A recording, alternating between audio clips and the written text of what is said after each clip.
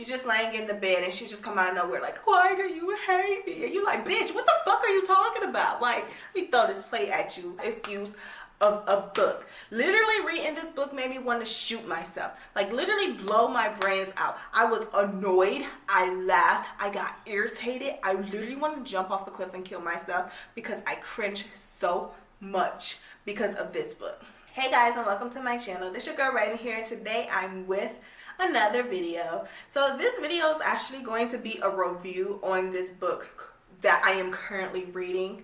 And this book is called After by Anna Todd.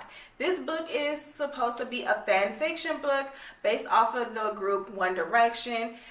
The main characters is Hardin, Tessa, and Zed. And Tessa is supposed to literally be herself. Hardin is supposed to be Harry Styles, and Zed is supposed to be Zayn. So basically this book is supposed to be about this girl. She's a freshman in college. She's moving out her mother's house and she's living on campus in the dorms, and she's pretty much trying to find herself, find who she is, you know, find her sexuality, be a normal college student and everything. But instantly we find out that Tessa is pretty much a bitch. She is messy, she's childish, she's immature, she is just a waste of oxygen, to be honest. I'm sorry. She's literally, her character is literally the most annoyingest person in the, she's not even real, but in this book, in this series, in any book that I've ever read. Because her character is supposed to come off as this innocent girl who does no wrong. She gets up super early. She gets up at 5 o'clock in the morning to get ready for school, even though her class doesn't start until 9. She does her homework 2 weeks in advance, and she's always up to date with everything. She carries a planner around. She's always checking her schedule and her planner and trying to be on time for everything. Everything needs to be planned out perfectly to a T. And she's also a virgin, which is supposed to be a good thing. She's trying to wait until marriage till she has sex. She has a boyfriend of 2 years who really looks good on her shoulders, and life couldn't be more great for her. She's a straight A student. Like, everything is great for her, living in this perfect little world. However, the bitch is messy. She's messy as fuck, okay? So the book starts off with Tessa going to college, and when she goes into her dorm room, she meets Stephanie, who is her roommate, and Stephanie's friends Hardin and Zed. She's instantly judging them. She's judging Stephanie based on her appearance. She's judging them on their appearance because she sees that they have tattoos and piercings and everything, and they're wearing black, and just like, so she kind of thinks that she's above them and they're beneath her. But she is fascinated by Hardin, and she's instantly attracted to him and just wants to be in his presence. Like, it's just something about him that she felt like she needed to have. Now, this book is supposed to give you like 50 Shades of Grey type feel, but at least with 50 Shades of Grey, I was able to tolerate that. I could deal with that. There was a little bit of entertainment in that, but in this book, no, there wasn't none, because the entire time I literally cringed. So from that scene, they go to a college party, and at the party she sees Hardin and she sees this girl named Molly. Instantly the reader is drawn not to like Molly, because Molly is supposed to be a slut. She's the girl that is fucking every dude. Like, anything that got a dick, she's fucking. She's the type of girl that's supposed to steal your man. And Tessa is instantly like intimidated by her. She instantly like, oh, I don't like her, she's a slut. This girl with pink hair, she's a slut. She dressed skanky. Like, you know, it's just like putting her down, slut shaming her character. And we never had that opportunity to get a feel for Molly or her character whatsoever, or get inside her mind or anything. Like, we're just automatically drawn to hate her. And from this point on, Tessa and Hardin begins to have like what you want to call quote unquote relationship. In my book, I'm gonna call it a whatchamacallit, because it's never really identified what their relationship is until towards the middle end half of the book, when he's finally saying, barely even acknowledging her as his girlfriend. So, remind you, Tessa has a boyfriend, BTW, named Noah. Oh, yeah. So Noah is a high school senior, and he lives 3 hours away. He's 3 hours away from campus, and they've been in a relationship for 2 years. He is ideally perfect for her and someone that she should be with. But you know, Hardin comes along and he brings this excitement for her. He brings her like to get out her Hardin is that person that helps her get out her comfort zone. And their relationship instantly, it becomes toxic. They will argue, and then they will make up, and then they will argue, and then they will make up, and then they argue, and then they make up, and they argue, and they make up, and they argue, and make up. You get the feel of what I'm saying. Like, constantly, they're doing this. And they will argue over dumb shit. Like, if you were to ask me why was they arguing,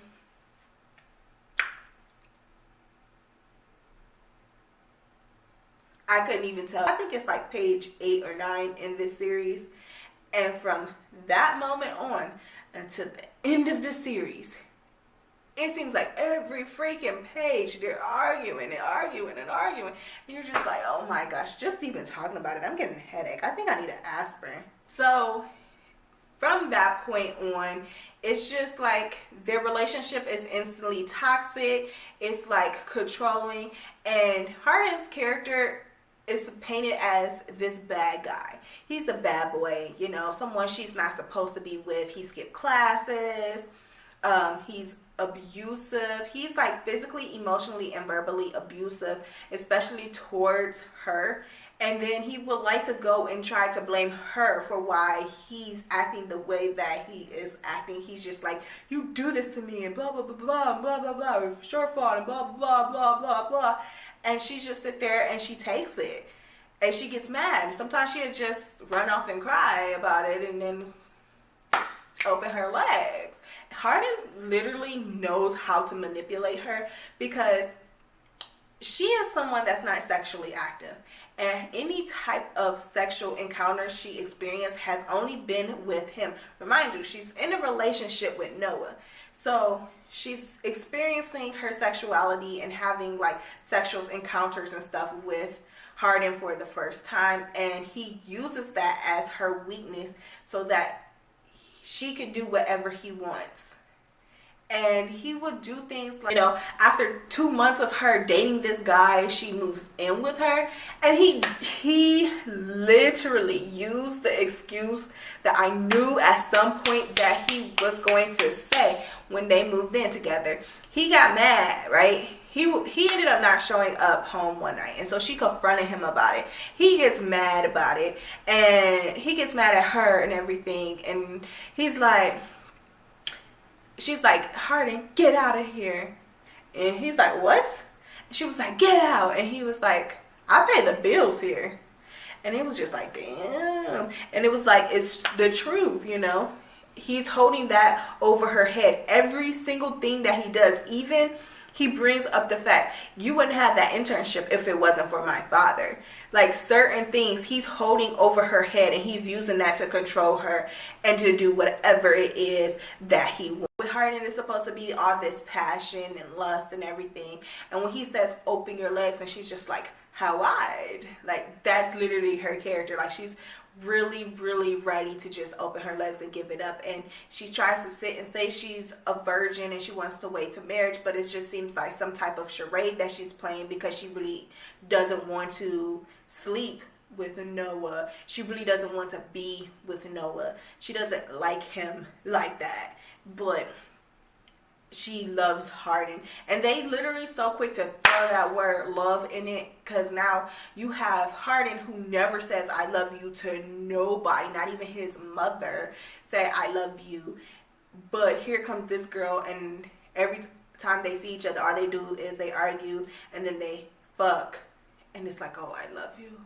I love you. Every time they have sex now, like it's literally, I love you.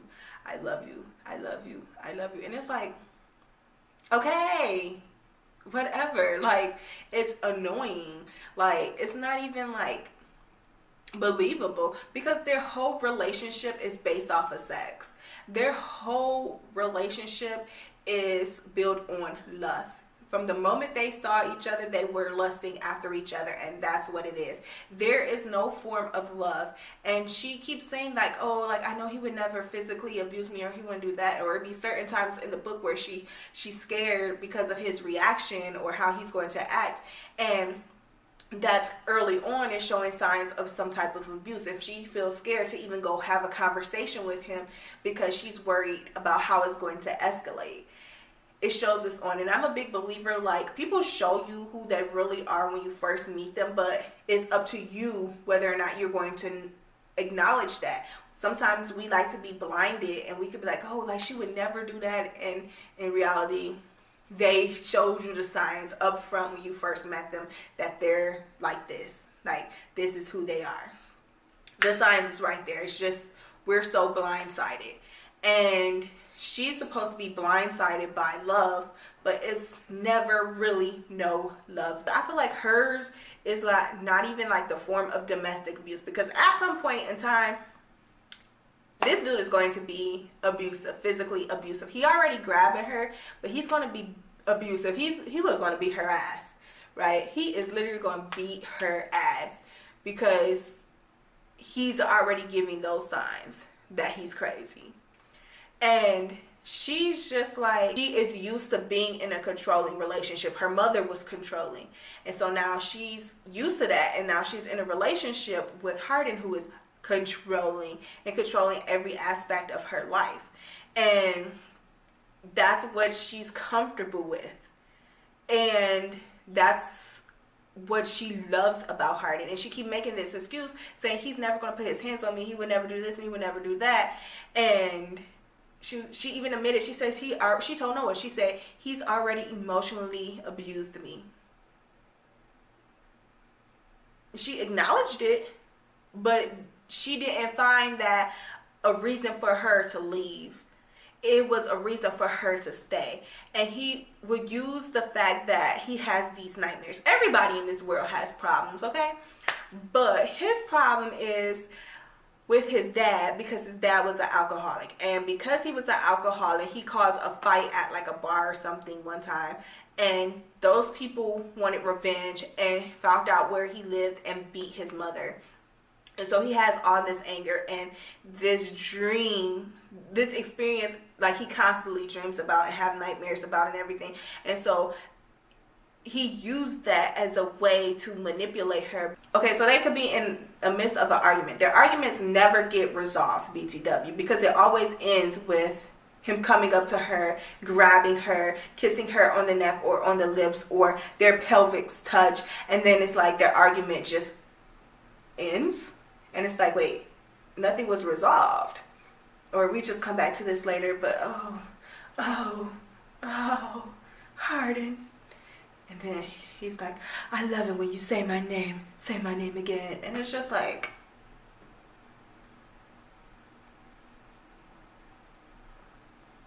I cringe. The cringiest scene to me was the scene where she was giving him head for the first time. So he was touching all on her and doing everything, pleasing her. And she's like, I want to do something for you. Mind you, they just got out of argument. She's like, I want to do something for you. And he was like, what? And I was like, she want to give you head. And, and he's like, you want to suck my cock? And she's just like, and then she goes to like suck his dick and everything. And he's just like, oh, moaning. Like, they don't even say the word moan in this book. They say groan. That's what they say. And so she's just like moaning and everything. He's moaning and everything, and and he's like, I'm about to come. If you don't want it all in your mouth, then you need to stop before it happens. And she looks at him and she's like, with the dick in her mouth, and she doing all that, and she keeps going. And I'm just like, and then he nuts in her mouth, and then she goes, she was like, it didn't taste as bad as I thought, and it wasn't good either. but it was salty. And I was like, ooh. Let me see. I think I pushed pause on the scene where they talk about an example of their sex scene. Did you know that the clitoris on the female body was made strictly for pleasure? It has no purpose beyond that. He informs me, pressing his thumb against the bud. I groan, pushing my head into the pillow. It's true. I read it somewhere. Playboy, I tease, struggling to form a thought, let alone words. He seems to find that amusing, and he smirks while lowering his head. The moment his tongue finds my sex, I grip at the sheets, and he works quickly, combining his fingers with his perfect mouth. I push my hands into his hair, silently thanking whoever it was who discovered this knowledge, as Hardin brings me to orgasm, twice. Hardin holds me tight all night long and whispers how much he loves me. As I start to drift off, I think about the day we just had. My relationship with my mother is damaged, possibly beyond repair. Okay, so that was kind of a little snippet. It wasn't as cringy as the rest of them usually are, but that was cringing enough for me. Okay, so this is just like the pattern of their relationship. They literally just got into an argument, and it was like, they got into an argument, and the next thing you know, her mother shows up, and she has an argument with her mother, and then she literally just walked out the door, and now they're fucking. Google Tessa, hypocrite, comes up because she's that prime example of what a hypocrite is. She gets mad at Hardin because Hardin kisses Molly during a game of Truth and Dare, but she literally just kissed Zed during a game of Truth and Dare, but you want to get up and cry about it. And then be like, like, how dare you? You kissed her. And he's like, was Netflixing with Noah, and then Landon calls and says, hey, like, Hardin is out of control and breaking shit, and I feel like you're the only one that can control him. Can you come? She goes, and she leaves Noah there. She takes his car and everything and goes to see Hardin and tries to calm him down, and he called her pathetic and saying, go to your boyfriend because he's the only one who can tolerate you, this, that, and the other. But then turns around, take her upstairs to the room, talks to her, tell her shit that she wants to hear, and then they're making out. And he's like, stay with me. And she's like, okay, like, I know I shouldn't stay with you because no, it's in my dorm room, but I don't want to leave and I want to stay here. And it's just like, girl, no. It was really, really annoying. Like, I felt so bad for Noah. I felt like Noah was the only victim throughout this whole book, because he was being loyal and trying to be a good boyfriend, yet she just didn't give a fuck about him or his feelings. And it wasn't even just that, but when she goes back to the dorm room the next day, like in the morning, he's like, what the hell, like, I was waiting on you, I was calling and texting you, and I haven't heard anything. And she's like, I'm so sorry, like, my friend Landon called me and blah blah blah. And then that's when Hardin comes in, and he basically like, tell him what's up or I will. And so now she's forced to tell her, Noah about her relationship with Hardin, and that pisses Noah off, so Noah ends up leaving. And then she calls Noah back and trying to like beg for his forgiveness, and he forgives her. And then she ends up calling him and like, hey Noah, can you come down and like chill with me, you know, whatever. And he's like, I have practice and I'm in school right now. And she was like, please, like, I really need you, can you leave right now? And so he ends up leaving just to come back down there to be with her, so she can just literally say, oh, leave, Noah, like right in front of Hardin's face, and just publicly like humiliate Hardin. The way that Hardin made Tessa feel is the exact same way that I'm pretty sure Noah felt. Like, this book is annoying. It literally doesn't even deserve a 1 star. Like, if you had to rate it on a 1 to 5, like, I couldn't even give it a 1, because it was just that bad of a book. Stuff didn't make sense. The whole word structure, everything, it was so bad. It literally was like 6th grader who just learned about sex for the first time just threw some shit together and was like, huh, here's a book. Because that is exactly what this was. It was crap. It was trash. The wording and everything was so elementary. Like, she was saying words like down there, and it's like, bitch, you grown. You can't even say vagina. Like, if you don't want to say pussy, that's fine, but vagina, call it what it is.